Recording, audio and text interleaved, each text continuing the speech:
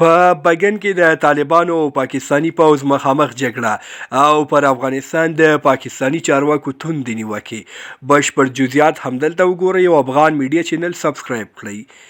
نن ماښام پاکستاني رسنیو خبر خپور کړ چې پرون شپه د ټي ټي پي وسلوالې ډلې په بګن کې د پاکستاني پوځ په یوه پوسته برید کړی چې یاد برید کې پوسته سقوط شوې ده.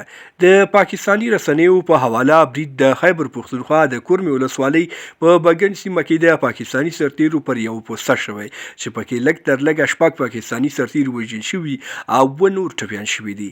راپورونه وایي د تیرې شپې دې برید کې پر پاکستاني سرتیرو سپکې او درنې وسلې کارېدلې دي. د برید مسؤلیت تر اوسه د ټي ټي پي وسلوالې ډلې نه دی اخیستی، خو په خیبر پښتونخوا کې د زیاتره لویو بریدونو مسؤلیت پاکستاني طالبان، ټي ټي پي یا داعش وسلوال اخلي. په ورته وخت کې د پاکستان د بهرنیو چارو وزارت ویاندې زهرا ممتاز بلوچ یو وار بیا په اسلامي امارت تورو لګوي چې د ټي ټي پي وسلوالو ته په خپله خاوره کې پټنځایونه ورکوي. که څه هم تازه اسلامي امارت د پاکستان د بهرنیو چارو وزارت تازه څرګندونو ته کوم غبرګون نه دی ښودلی، خو په تیر کې په کراتو یاد تورونه رد کړي دي. تاسې په دې اړه څه ویل لرئ؟ کمنټ کې ولیکئ او چینل هم سبسکرایب کړئ. تر بیا ښې چارې لوی لامل شه.